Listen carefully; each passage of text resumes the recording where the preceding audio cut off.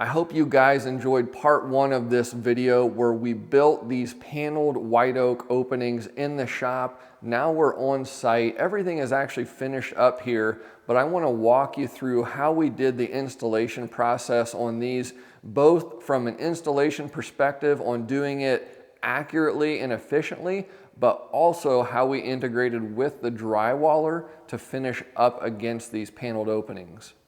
I'm standing in the great room right now, and you'll notice as we pan around this whole place, we've got white oak openings everywhere. We've got arched openings at the fireplace, arched openings at the dining area, and then we've got these beautiful wide paneled openings in white oak connecting all of these different spaces together. You'll notice that the key detail that we have on all of these different openings is that we do not have a wide casing applied around any of these. We actually have our panel protruding out past the drywall about an inch. So it gives it the classic look of wood trim with this beautiful white oak, but it's got a little bit of a contemporary twist with minimal, smaller lines and a little bit of integration with the drywall. As we make our way upstairs, our long corridor here going through the hall, you'll see that these are also all paneled in white oak. So we've got a lot of this detail throughout the house. You'll notice on these arched openings as well, we've got the same detail with it sticking out about an inch past the drywall, and then we're mudding up to it. Same detail here, minimalist, 4/4 wide, and then drywall finished up to it. This is the dining ceiling that you'll see right here. If we look down, we're looking down into the dining room. Beautiful ceiling right here.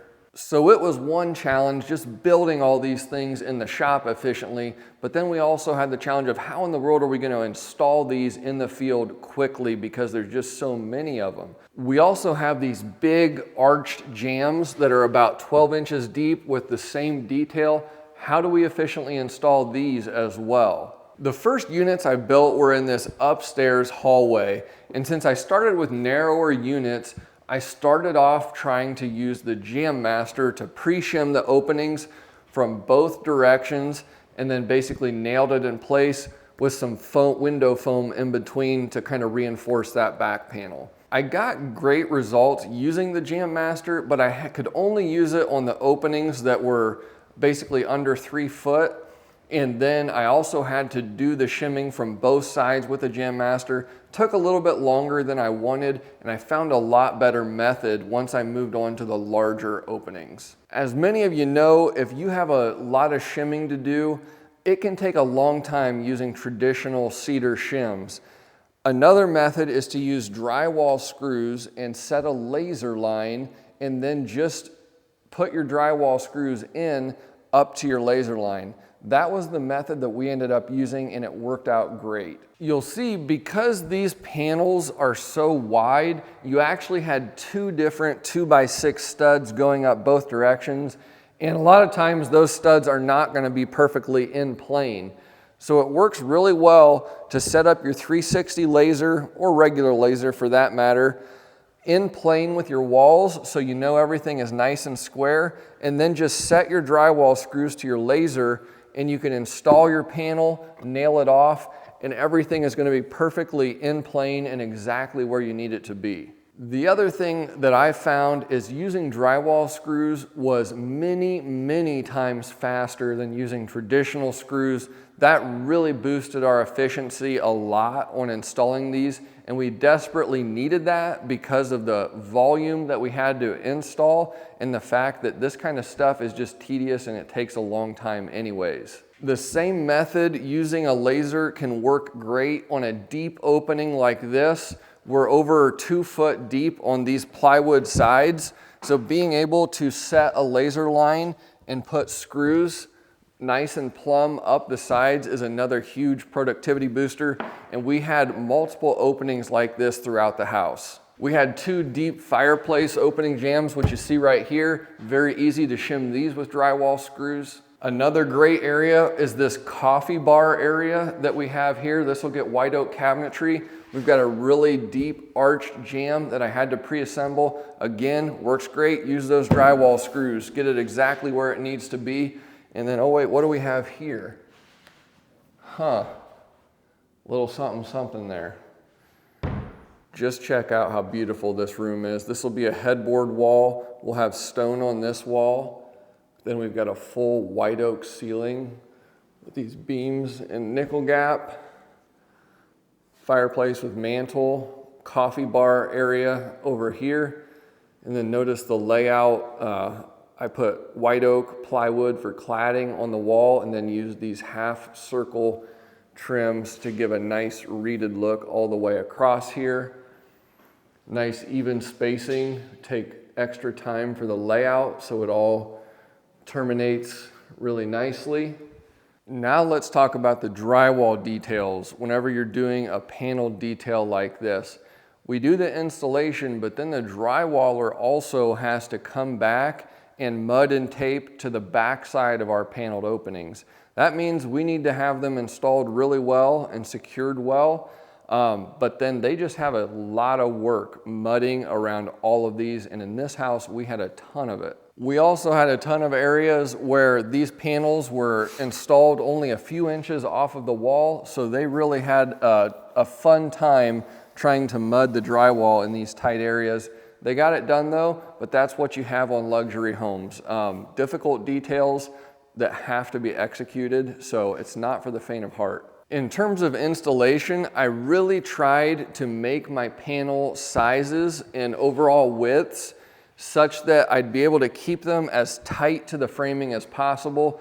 This made it a lot easier for the drywallers to not have to try to fill and mud a big gap. However, framing is not consistent, as you know, and I have to make my measurements off of the narrowest portion of the opening so that these things can be level and plumb. The other thing I had to contend with is out in this main area, I have 1, 2, 3, 4, 5, 6, 7, 8 different openings that all need to be set at the same level in terms of height. Framing, again, not perfect, so I have to select the lowest point and build them off of that. That means there's gonna be gaps in some places because it wasn't perfectly level. As we installed these, we shot window foam all along the backside, and that basically makes it a lot stiffer on the backside of this 1/4 inch plywood panel. That's really essential in my opinion, because if you don't do that, you're gonna be able to feel it when you touch it, that it's very hollow behind, but this feels firm the whole way up. I didn't try to shoot foam all the way out to the outside because I didn't want to get it all over the white oak.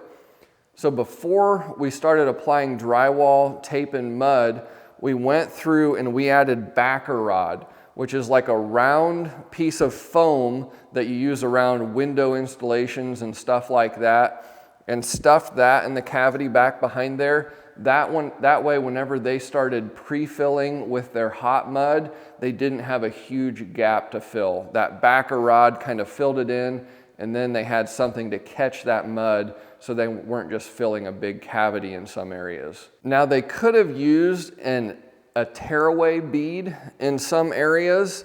Actually, they could have used a tearaway bead everywhere, but tearaway beads build it out a little bit further, and it's a little bit more work to do.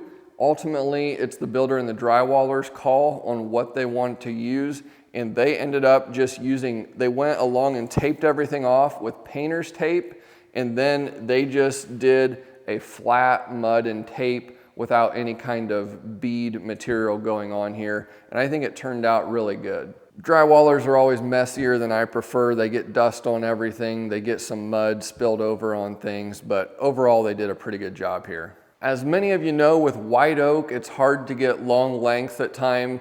And the 4/4 material that they actually sent me, about the longest length that I had was 13 feet. So on these paneled openings, I was able to make the top piece all in one piece. However, on these larger openings here, I had to make the whole thing in 2 different pieces. So I ended up putting a splice on the 4/4 material right down the middle. I put a domino in between and then pulled it together with pinch dogs, and that actually worked really well. I left the plywood off until I had the 4/4 material joined on site. Then I attached the plywood with the stapler to make it one big panel. We attached the legs and basically installed the whole thing in one shot with 3 guys doing it, but it worked out really well. And again, pre-shimming everything with drywall screws was absolutely amazing because everything basically just goes right into place.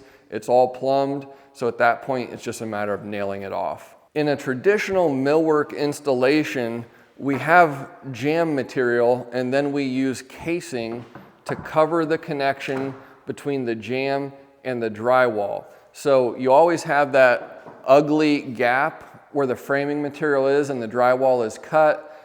In this style of installation, we don't have that. We mud everything tight up to the JAMB stock.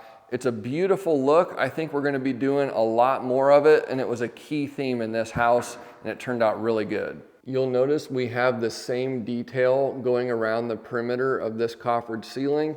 I just wrapped this up last week, and you'll notice this 4/4 board that goes around the band right here. It hasn't been mudded up to that yet. So you can see that gap right there.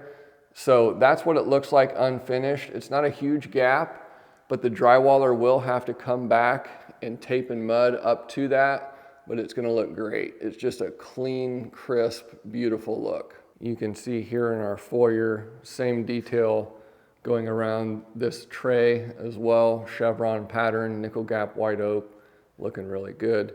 They haven't mudded this yet either, but you can barely see a gap right there because we basically installed that board right up to the framing. Hopefully you guys have enjoyed the videos we've done on this house. It has been a grind. It's been a long one, but we're finally at the finish line. Really happy with how everything came together. It pushed me. We did some different stuff on this house that I haven't done before, but I'm really happy how it all came together. Let me know what you think in the comments. Hit that thumbs up button. Drop a comment, subscribe, all that good stuff. It makes a difference. We'll see you on the next video.